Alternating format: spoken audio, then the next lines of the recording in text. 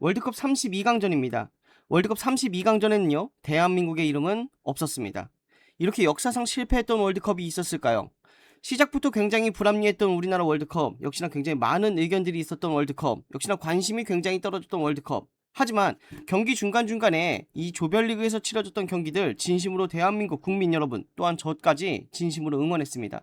하지만 역시나 32강전 8강 마지막 자리를 차지한다 못 차지한다 라는 그런 내역들로 다른 경기들을 보면서 우리나라 국민분들 하나가 되지 못했죠. 이런 월드컵이 있었을까요? 우리가 진심으로 대한민국을 하나의 목소리로 응원을 안 했던 월드컵이 있었을까요? 정말 처참합니다. 오늘의 첫 번째 경기는요, 브라질하고 일본입니다.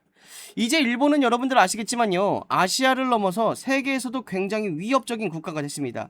또한 이번에 월드컵에서 일본은 에이스라고 하는 미토마도 이름을 넣지 못했고, 또한 부상으로 지금 경기장에 나오지 못하는 쿠보가 경기장에 역시나 이탈해 있죠. 하지만 그래도 일본은 달라진 게 없었습니다. 이게 어찌 보면 일본의 가장 무서운 점이지 않을까라는 생각을 하고 있고요.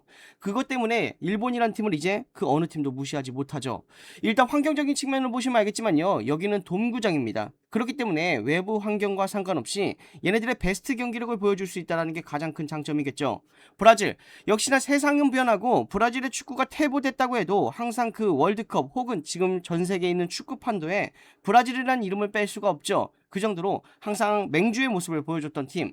어찌 보면 가장 강력한 32강전의 경기이지 않을까라는 생각을 합니다.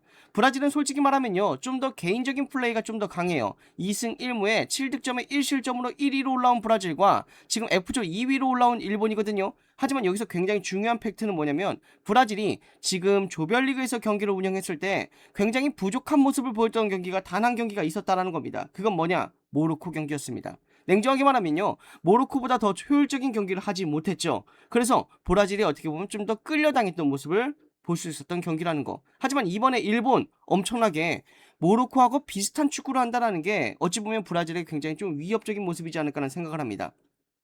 일본이란 나라, 일본이라는 나라를 옛날에 봤을 때 우리나라하고 일본이 관계가 그렇게 좋지 않기 때문에 부정적으로 바라보시는 분들도 분명히 좀 많아요. 저 역시도 그 역사를 단순히 바꿀 수 있다 없다 이거에 대해서는 저도 역시나 그런 장면들이 동일하다라고 바라보고 있습니다. 하지만 지금 이 스포츠로 봤을 때 일본이라는 나라는요, 이제 우리나라가 뛰어넘을 수 없는 나라라고 저는 일단 판단하고 있습니다.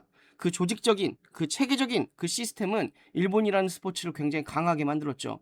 우리나라 구기 종목에서 일본을 뛰어넘을 수 있는 구기 종목이 지금 없듯이 일본은 이제 아시아에선 탑티어는 분명한 것 같습니다. 가장 무서운 건 일본은 조직력이 엄청나게 뛰어나죠.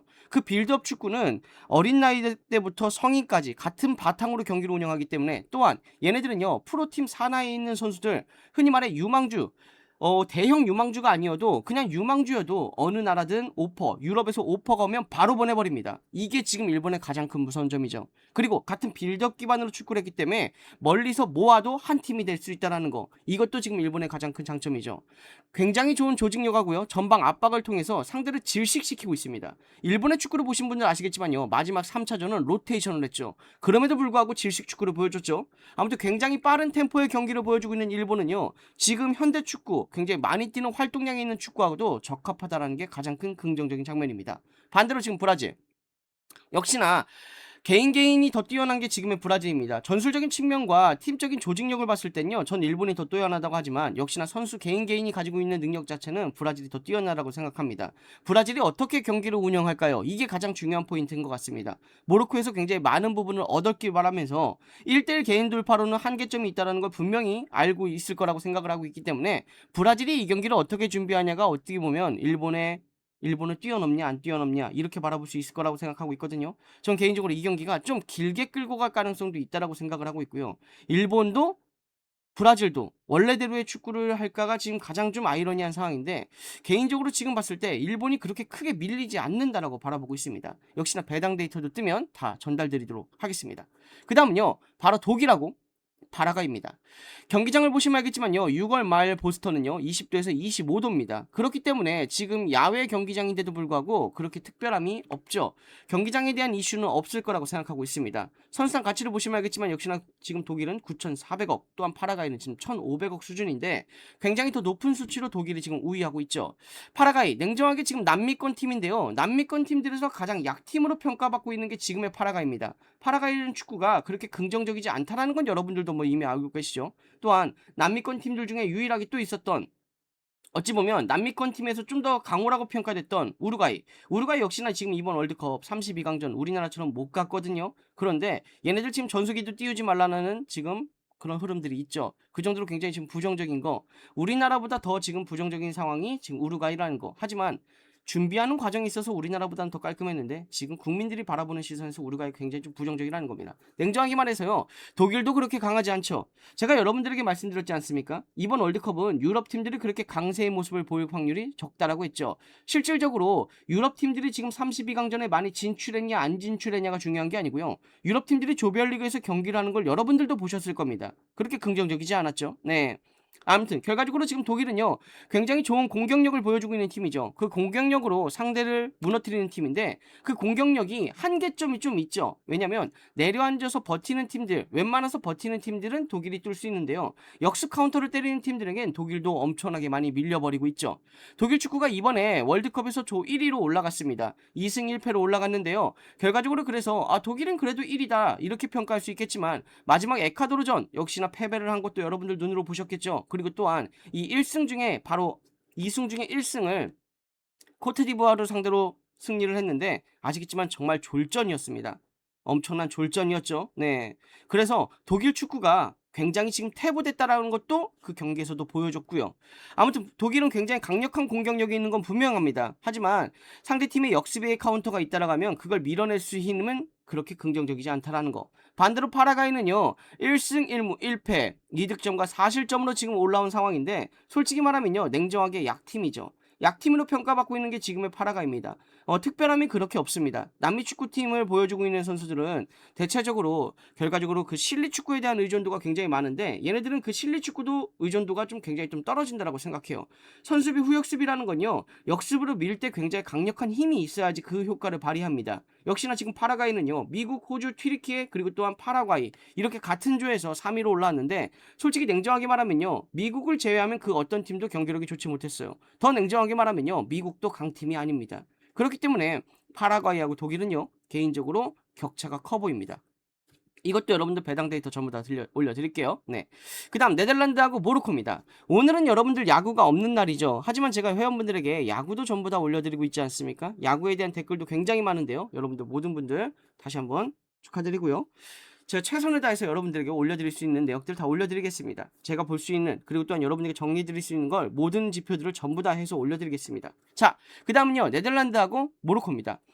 경기장 보시면 알겠지만요, 고산지대입니다. 그런데 지금 540m, 뭐 그렇게 높은 고지대는 아니라는 거, 그렇기 때문에 뭐 큰 문제는 없을 것 같습니다. 네, 뭐 1500m 이상부터 고지대라고 평가하기 때문에 뭐 이것도 그렇게 큰 문제는 없을 거라고 생각해요. 또한 얘네가 고지대라고 해도 환경적인 변수에서는 그렇게 큰 문제는 없습니다. 호흡적인 부분에서 문제가 있을 수 있겠지만 이 두 팀 다 롱볼을 그렇게 많이 차는 팀이 아니에요.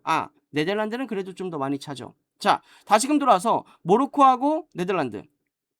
모로코의 축구를 이제 그 어떤 나라도 무시하지 못하죠. 역시나 지금 이번 월드컵에서 여러분들도 아시겠지만 캐나다의 경기력도 보셨을 겁니다. 캐나다가 어떤 팀이었습니까?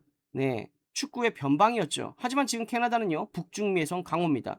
역시나 전일이 있었던 남아공과 캐나다의 경기가 어떻게 끝났는지 결과론적으로 모릅니다. 하지만 역시나 캐나다가 조별리그에서 보여줬던 경기를 보면, 또한 지난 월드컵을 보면 어떤 축구를 구사하는지도 이미 전 세계 사람들에게 보여줬죠. 이 말씀을 왜 드리냐면요, 캐나다하고 모로코, 일본은요 이미 월드컵 이 축구 준비를 위해서 18년 이상 준비했다라는 겁니다. 그로 인해서 아프리카 최초로 역시나 4강에도 진출했던 모로코, 지난 월드컵에서 그랬죠. 이번에도 모로코 이번 시즌 그리고 그 자본에 있어가지고 한 번도 지금 감축하지 않고 계속 강하게 이어간다라는 거. 다음 월드컵 개최국 중에 하나가 또 모로코지 않습니까? 축구에 대해서 아직도 관심도가 굉장히 높습니다. 아무튼 모로코는요, 굉장히 조직적인 플레이를 하는 팀이죠. 그 플레이로 상대를 굉장히 힘들게 하는 팀입니다. 어찌 보면 일본하고 같은 축구를 구사하고 있어요. 하지만 일본하고는 좀 다른 모습은 뭐냐면, 일본은 공을 뺏기자마자 강한 압박을 한다라고 하면 얘네들은 그냥 조직적으로 컨트롤해서 같이 그냥 잡아버리죠. 이게 지금 다른 점인데, 냉정히 말해서 그럼 모로코의 축구가 더 좋아, 일본의 축구가 더 좋아라고 하면 그거는 솔직히 말해서 어디를 선택할지 못할 것 같습니다. 두 팀 다 분명히 좋은 건 사실인 것 같아요. 모로코의 가장 큰 단점은요, 마무리가 안 됐다라는 게 가장 큰 부정적인 요소였습니다. 항상 모로코의 발목을 잡았던 건 그거죠. 마무리, 결정력. 이게 지금 모로코의 발목을 잡았는데 최근에 지금 모로코 직전 경기 IT를 상대로도 그렇고요. 스코틀랜드 지금 브라질까지 최근에 약팀을 상대로 그래도 득점에 대한 카운터를 했다고 하지만 그래도 점점 더 좋아지고 완성된 모습을 보여준다는 게 가장 극명한 장점인 것 같습니다. 반대로 지금 네덜란드라는 팀도요. 굉장히 부정적인 국가였어요. 왜냐면 얘네들 유로 대회에서 경기를 했을 때도 제가 굉장히 부정적인 국가로 봤죠. 하지만 역시나 친선전까지도 부정적으로 봤던 제가 일본 경기를 역시나 무승부를 예상했지만 일본 경기가 끝난 다음에 네덜란드는 반등을 할 거라고 여러분들에게 말씀드렸죠. 역시나 네덜란드가 굉장히 지금 짜임새 있는 패스워크로 하면서 다른 모습을 보여주고 있다고 생각합니다. 그럼 무슨 말이냐? 원래 네덜란드는요. 롱볼에 대한 의존도가 굉장히 많았습니다. 그래서 아이러니하죠. 전방에 있는 자원들보다요. 득점에 대한 이행률, 득점에 대한 그 기대치가 높은 게 판다이크였어요. 그러니까 오히려 얘네들은 필드 플레이에서 플레이를 만드는 팀인데 필드 플레이보다 코너킥에 더 많은 득점에 대한 그 의존도를 많이 보여줬던 국가였습니다. 하지만 지금 네덜란드는 땅으로 가는 것도 나쁘지 않죠. 그리고 또한 그 전개 자체도 굉장히 빠르면서 움직이고 있다라는 겁니다. 근데 여기서 이제 다른 부분을 볼 수 있습니다. 그렇게 땅으로 간다라는 거 분명히 긍정적인 장면인데요. 그 땅으로 가면서 미드필드하고 공격이 굉장히 많은 힘을 쓰고 있고 같이 올라간다라는 거. 그러면 반대에 있었을 때 수비가 굉장히 공간적으로 봤을 때 커버링해야 되는 범위가 넓죠.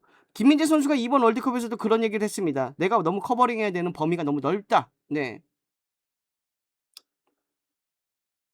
네. 정말 처참한데요.